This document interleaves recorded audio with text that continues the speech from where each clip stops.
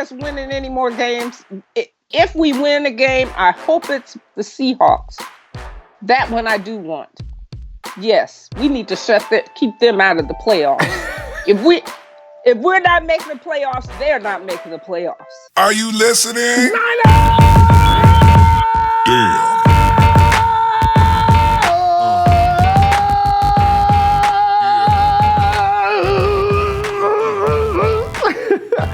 That's how you do after you win a game. I don't get many opportunities to do that.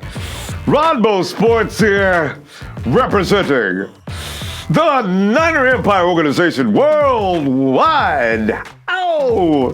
Where 49er football just never ends. Why? Because we're all around the planet.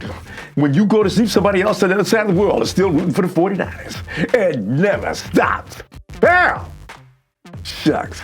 Here we are going into week 15. We got 3 wins. You know, if we went out, what are you laughing about? If we went out for the rest of the season, do you know we'll equal last year's record? Yeah. But you know, I know we don't want to win out this year. We lost players last year because we won out. So, you know, I'm about that later, you know what I'm saying? Because right now, all I'm delighted with is the young players we got now, who they look like they improved. I mean, all of last year we had some guys that did digress. Some of them aren't even back with us again this year. But the thing is, I enjoyed Marcel Harris came to play. Kittle! Yeah, I did! No, okay, now here's the thing about Kittle. You can see he's learning. He did some things this last week that we previously were questioning.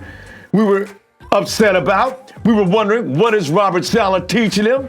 Keller was turning his head back. He was taking a look. He was playing some good defense. He got his hand on some balls. The other thing we're not doing is you're forcing any turnovers, and this is a very upsetting thing. But the young players, I mean, you look at DJ Reed. DJ was pretty good in the slot. You know, I got a feeling DJ Reed is better in the slot than he is at safety. I don't know about how you feel about it, but I like him a little better in the slot than I do at safety. His anticipation skills, whereas they're not bad, but they're not as good as they are as he plays the slot position. So I'm kind of DJ Jones. They let him in and let him get some tackles. DJ Jones was right up at the list on top with 4 tackles. He stops the run, fam. I think he does a better job than Earl Mitchell. And you heard the story, right? Kyle says during the press conference, he says, well, no, we talked to some of our veteran players, and we tell Earl Mitchell, we told Earl that we'd like to look at some other players, and they're all professional. They know how it works, and they know how the game is played. You see, because Garcon doesn't present a problem, because Garcon is hurt, you know? So he's going to fix himself up and get ready for next year, whether it be with San Francisco or not. But I have a feeling that he was going to eventually tell Coach him, and when I say he, I have a feeling he was eventually going to tell Pierre, listen, Pierre, I may cut your reps back a little bit this week because I would like to take a look at Dante Pettis. These guys know how the game works. When they came in as youngsters, they probably took out some older guy too. It's just the way the NFL cycle works. There's no shame in it. You know, Garcon just goes to New England or something next year and gets with a competitor or somebody that's definitely ready to step in and make that step to the Super Bowl. And it could be us, which would be a shame.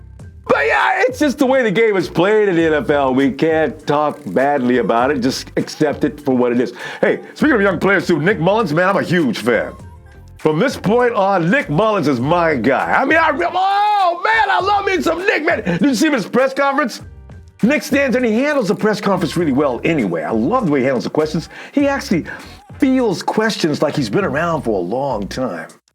But he answered some questions, and the media they had to ask him something about being an undrafted free agent. Well, Nick said, no, I knew I wasn't going to get drafted. But I didn't make an appearance at the Combine because there's a lot of weight in the evaluations when you're bigger, stronger, faster. And Nick knows he's not bigger, stronger, faster. But what Nick Mullens is Nick Mullens is one determined individual. He represents all of us that would like to pursue our dreams, but for whatever inferior reasons or insecurities you have, you don't take them on. Nick did. the NFL, he wouldn't give it up. And Nick just says, I was just happy about my opportunities here with the San Francisco 49ers. And he's going to make the best of it, and he has. He's made a few mistakes. Okay, he's a rookie still. But he's ironed them out. And I bet you don't see Nick make the same mistakes this week that he may have made last week. And that little shot to Jeffrey Wilson standing in front of Bobby Wagner was a mistake I bet you don't see Nick do again. So I'm impressed with Nick. I really am. Matt Breida was practicing. I thought Matty B was going to be done for the next 2 or 3 weeks, and then at that point, Kyle would just say, shut him down. Matty B is a fiery competitor. I bet he went up to Kyle and says, Coach, let me play. No, Matt, I think I'd like to see that ankle heal. Coach, it's the Seahawks. Let me play. And Shanahan's probably not, anybody that comes to Shanahan with an attitude about wanting to get out there and fight, I bet you Kyle said, okay, let's go. So Matty B was out there practicing. It was a light workout. It wasn't, as they put it, they listed it down as whether it being a full workout or not. So Matty B was out there taking a light practice. And Matty B takes a light practice today. It's definitely for sure Matty B is definitely going to be on the field on Sunday. I would bet any amount of money on that. So look for Matt Breida to be out there. I got to believe, fam, the triplets reads off like a movie. First you start with Nick Mullens, Matt Breida. Who's your third triplet? Marquise Goodwin. And the return of Goodwin means a lot. All right? Marquise Goodwin, and it's not a coincidence the 49ers offense started clicking like crazy as soon as he got back. We talked about this after the game, we talked about this. People try to say, one person tried to say, he will remain anonymous. You listen to the program, you'll catch him. He tried to say that Marquise Goodwin's importance basically is not that important. Marquise Goodwin is the catalyst behind this offense, fam. You and I both know it. When he's on the field, he has to be watched. You see the routes that were being ran? When George Kittle had his epic performance of the year, it was because Goodwin was out there running with him. You got, as I said, let me go back over my triplets. I got Nick Mullens, I got Matty B, and Matty B's in this lineup, it adds a whole other dynamic. You got Goodwin, there's your triplets, co-starring and featuring George Kittle and Dante Pettis. I like that combination, and I think they can deal with the Seahawks. I'm serious, fam. I really think so. And I couldn't be more serious. Ronbo! What's good with you? Oh, MC, you. I'm just here to tell you. Yeah? As long as the Hawks. Yeah. 12th man is the rest. What? Ain't gonna be no whooping Seattle. Oh. You see what they did to the Vikings? Well, yeah. We next. What? And you best believe it. Left up to me, we wouldn't even play them no more. Ain't no need in playing that game. Come on, MC. I am done with the Hawks, Ronbo. What? And I'm gone. MC, we're not playing in Seattle. He makes a good point, though. Every damn time we go to Seattle, it's something strange. And fam, it's not only us. He mentioned the Vikings. The Vikings got a job did on them in Seattle. Remember that year Megatron went and he missed the ball, and the ball was knocked completely out of back of the end zone and on into the seats. You know, there was supposed to be another call made in that play, right? The Lions lost that game. I mean, you could go over, there's one incident after another. And if you're like me, you remember every last time that the refs bailed the Hawks out to beat us. Have you noticed that Richard Sherman, look at the little ticky-tack calls he gets now. When he was with the Hawks, they wouldn't make those calls. Now that Richard Sherman's in a 49er uniform, now they call things on him. What? See this? I know you don't believe in conspiracy theories. I don't either. But there's something rotten in Seattle. Okay, let me not get mad. MC has got to calm down. The officials in Seattle are not coming to San Francisco or Santa Clara. And we'll be fine. We will be fine.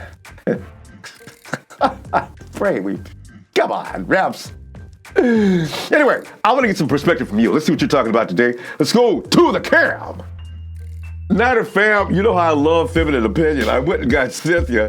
She calls in a lot and gives her opinions that are always, everybody enjoys them. So I said, well, let's just go ahead and bring Cynthia in for a few minutes. Cynthia, Hello? Hi, Ronbo. How you doing? Fabulous, things are looking like, and Cynthia, even if we can't take this season seriously, we can start to look forward to a future that's starting to look like it's coming together piece by piece. We can see the pieces of the future coming together every single game. As a matter of fact, Cynthia, what's really funny is I was thinking last week or 2 weeks, if I had to ask anybody about the defense, because he looked like a dysfunctional unit. Everybody was blaming Robert Saleh for everything that was going wrong. We had players out there that looked like they didn't know anything about football half the time. I don't know about this game we just seen, though, Cynthia. Was that defense? Are we going to take it seriously, or are you going to wait? What they showed this week is that they have the ability to communicate and play from the beginning and all 4 quarters. They've shown that they have the ability. Saleh put together a game plan and everybody executed. They've shown it. Now, whether they will do it, we have to see. But they can do it. Did you see Spoon out there? I was getting ready to ask you about Spoon. He did not. Here's the thing. I just want to get one thing clear right now, because for the Spoon fans, I have already said, and I go on record as saying, we only see when Ahkello Witherspoon makes a mistake. We don't notice of the whole game how he may be doing a good job. We only see those isolated moments when he has a fail.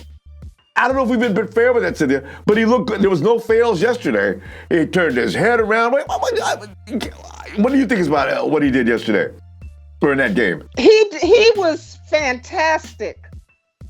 But I think we all get this impression about Spoon because of the number of penalties that get called. Yeah. Now, I think the penalties, we didn't have as many questionable ones as we do every time, for example, we go up to Seattle. Oh. What is it about these refs? Are they stationed up there and the ones stationed up there are biased up there? I don't know. But there was a big difference in the game, the penalties and the game calling. It seemed more balanced and fair this time. I don't know why that was. I don't know if what Shanahan did last week impressed them. Saying F you. They may have finally they're scared of him now, huh? Maybe that's it. But he should appeal that fine too. I hope he does. And Cynthia, here's the thing. You bring up a good point. When the penalties are called fair, we tend to do well. When we get robbed, like we constantly do, and people say, you 40 whiner fans are always complaining about the refs. Well, we got justification. Look at some of the things that happen to us each and every week.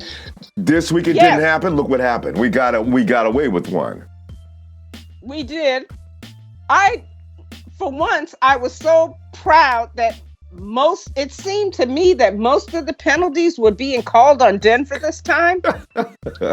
Especially Von Miller. Oh, he was like fit to be tied. He lost his cool. And what was Nick Mullens doing with the snap count, messing with them? Oh, I loved it. And for once, it wasn't the 49ers always getting called. Yeah, except for Lakin, the Jamaican Tomlinson.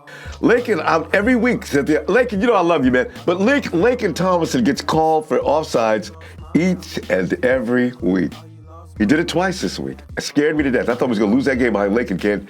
I don't know. Lakin's, if he was way down there with Trent Brown, used to have the same problem. And they said Trent's excuse was he's the furthest guy away from the quarterback. Maybe sometimes he's anticipating count, like Von Miller was yesterday or in the game. And I think our boy did a good job against him, though. I really do, Cynthia. McGlinchey does not get a lot of credit for his protection. McGlinchey played a good game. He did. I was watching him. He played a good game, and I was very impressed. And for him to have to guard against Von Miller, wow. He's been tested. He's been baptized in fire this year all season long. He starts the season off in preseason. He's got to deal with was it Lamar, the guy, DeMarcus Lawrence, right? That was already bad enough. Then he has to see J.J. Watt. And Texas was just a bad thing for him, right? It's just there's terrible people over there. Davian Clowney, all these guys are over there. Although these guys didn't play. But J.J. did come out and test him in some drills. So I said, this is good for our boy. He's going to get a lot of testing from a lot of really all pros. And it's starting to show. I like what I'm seeing in him. Oh, he's doing a really good job. When they first picked him with the 9th pick, I had my doubts. I was thinking we should have gotten somebody else, but I'm glad that they got him. He's really proven to be a very good player. And after all, it's hard to find offensive linemen, really. Especially good ones. Yes, especially good ones. Because they got a lot of bad ones out there, and we got a couple on our team. But I do believe, he's ranked as he's like the best rookie offensive lineman in the NFL. I'm talking better than his teammate Quentin Nelson at Notre Dame. He is the guy. He is. So Yes, he's better. Now, at first, when they first started out, I thought his teammate was balling, but he's doing better than him now. I know. I think he's doing better than Quentin Nelson. And I wanted Quentin Nelson, to be honest with you. I said, between Saquon Barkley, Quentin Nelson, Bradley Chubb, I really wish we could get one of these guys. All three of those guys are doing well, but we got the guy that... McGlinchey's doing, yes. Yes. We got the guy He's doing very well. Yeah. And I'm looking forward to what he does next. Because next year, offensive linemen, they tend to mature and get better each year. And also the offensive... And coming together, this offensive line... And the cohesiveness. Absolutely. Yes. Wait. Yes. Well, Cynthia, now, George Kittle. George Kittle is... Cynthia, we're gonna be writing songs about George Kittle at some point soon. What he did in this game was ridiculous. I know. Did you see that he almost broke the record? Why did they not put him in? Give him the ball in the second half.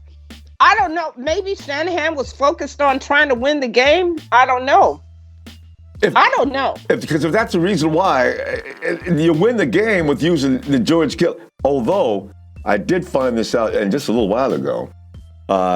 The Broncos made some adjustments. They started zoning things up. And I think Shanahan may have not been well prepared to deal with that on the fly.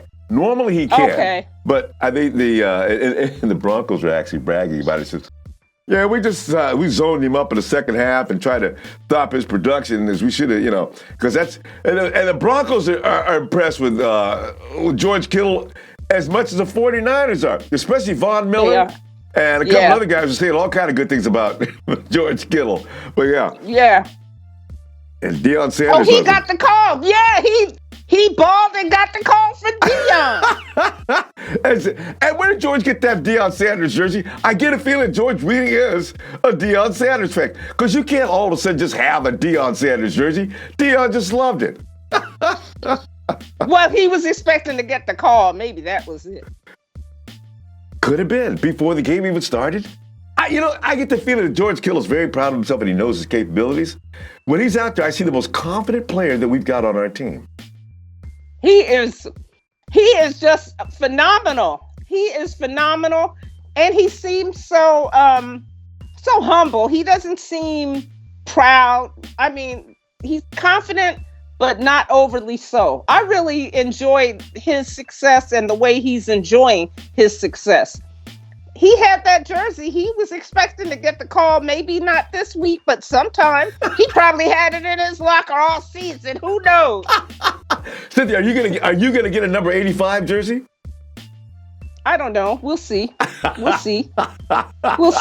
Cynthia right now, I'm still wearing 42, and then when Jimmy G comes back, I'll put on number 10. Hey, that's what I'm talking about. And Jimmy G will be back. This team's going to be so potent because you're looking now at Dante Pettis. Oh, my goodness. Pettis looks awfully good. George Kittle looks awfully good. We've seen Raheem Mostert, who looked dramatically good. We already know Matt Breida. Our offense, It's all fragmented all over the place. Some are sitting on the bench, some are on the field, but people need to be concerned. When Kyle gets all those weapons on the field at one time, Cynthia, what do you predict? I'm not going to predict anything, but I'm going to tell you what. I believe we're at least going to go to the playoffs next year. That's a lot of weapons. Because, the last time I predicted, I went down and bought a hotel room down at the Super Bowl. So I'm not doing that anymore. You called it canceled already? Yes, I did. Cynthia told me at the beginning of the season, she says, I've already got my room reserved for the Super Bowl because I know where we're going. And a huge percentage of us thought so. I was hoping we'd make it to the playoffs and anything will happen in the playoffs. But I had no, right. But here we are. Well, once Jimmy G tore his ACL, I knew we weren't going. So it's all good. What I'm enjoying is seeing what we have with the players that we have, the rookies that they put in. I'm excited about that, and they're doing pretty good. It's brick by brick. So let's say this for some people that are a little confused and saying a lot of nasty things each and every week during the course of this losing streak. John Lynch made it clear we'd be going brick by brick. He didn't say we were going to just wear the NFL out in 1 year.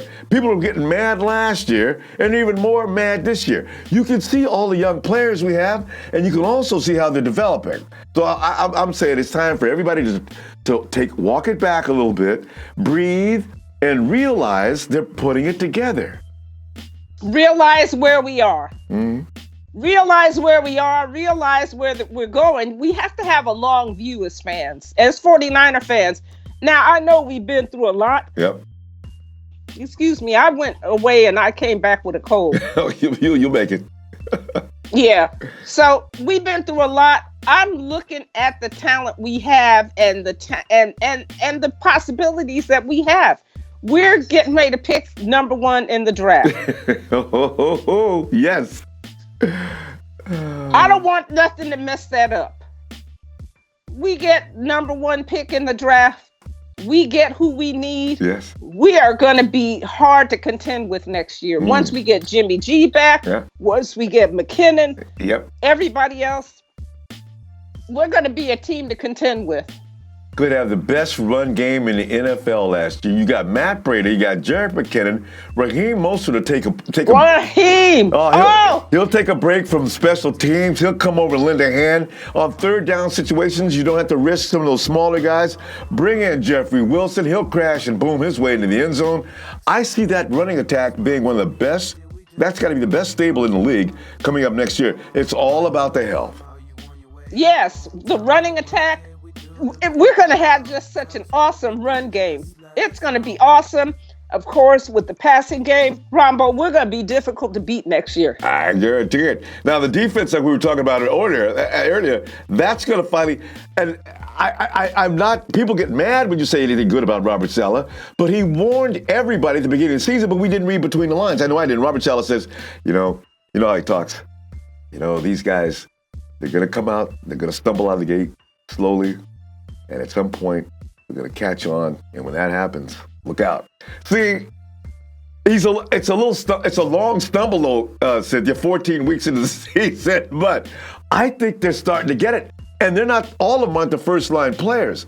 I really expect something good next week. Which brings my next question, Cynthia.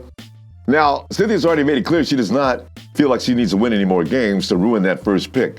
Because we're battling with the Cardinals. But Cynthia, here come the Hawks. And the Raiders. Well, see, yeah, that's true. We can't, if we win 2 more games or something crazy like that, and it'll be between the Raiders and the Cardinals, and we'll be sitting on the outside looking in.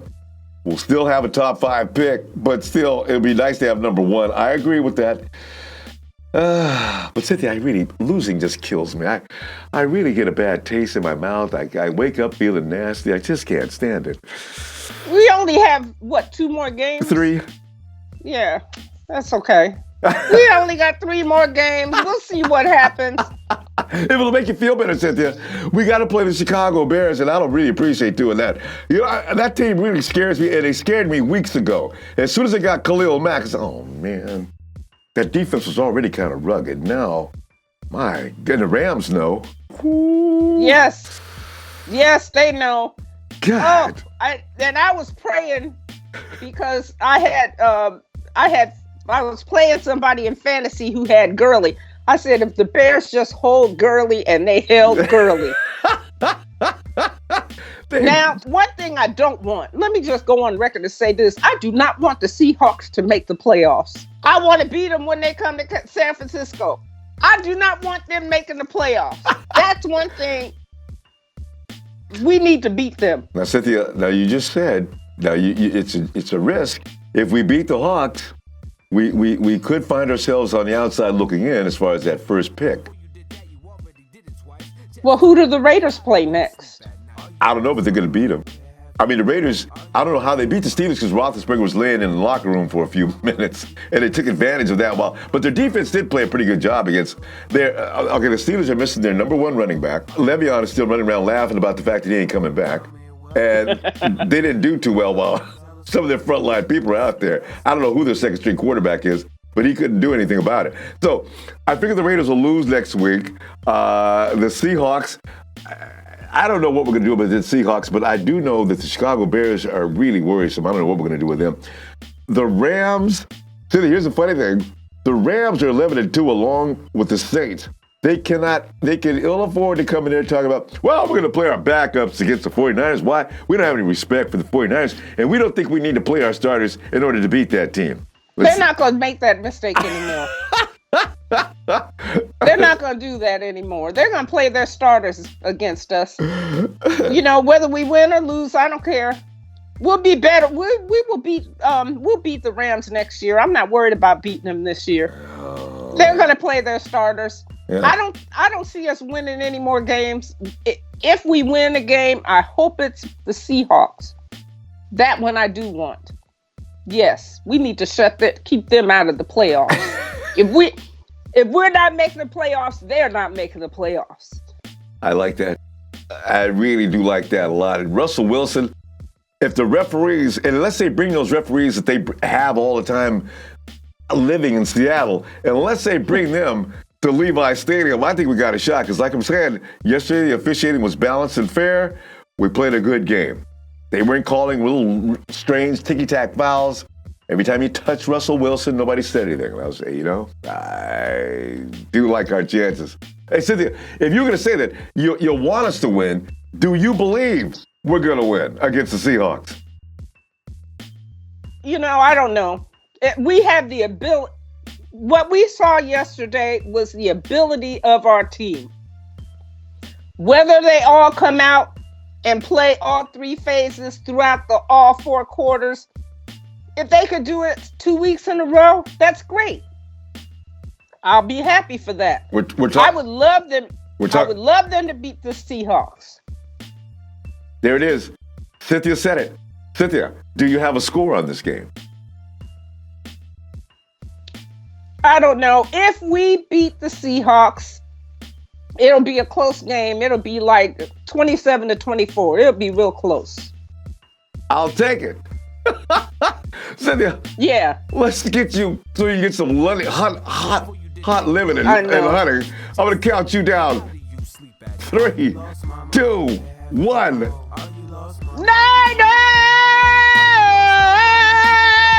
Yeah! Thank you, Cynthia. Yeah, you can friend Cynthia up. We got all the information right across the screen. Isn't she great? Tell ya. See, I like passionate fans always. You can feel the passion.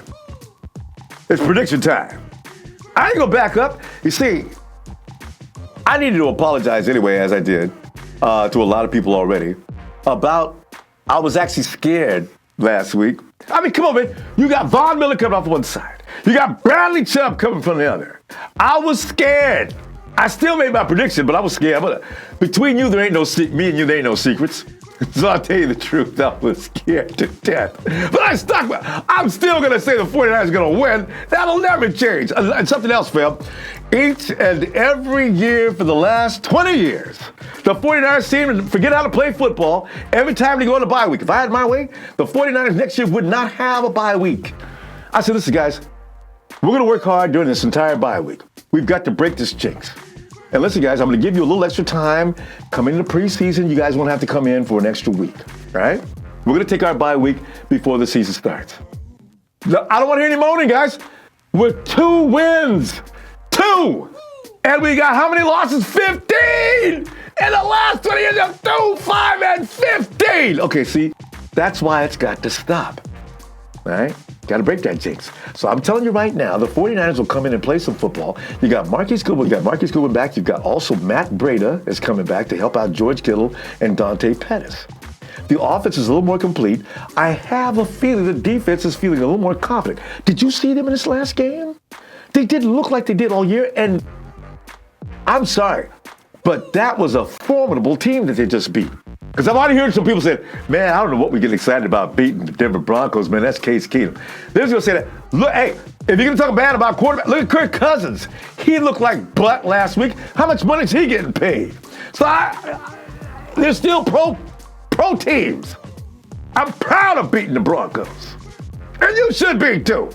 24-21 Niners. I ain't playing. Yes. The jinx breaks this week. I know what she's saying. Ronbo, have you lost your mind? They just got through beating how many people, including us, in this last 4? I think they're 4 in a row now. Was that 4 in a row they just won? I gotta tell you, I got my concerns, but I'm sticking with it. And I will see you for your prediction Friday. All right, you come in and you tell me what you think is going to win, and tell me why you think they're going to win, if it's us or them, okay? Hit the like, you know how I like my likes. Share, fam, and subscribe, because I want to get back to the lair about more 49er football as we get going toward the end of the season and beyond, because this offseason is going to be so much fun arguing about my need for an edge rusher.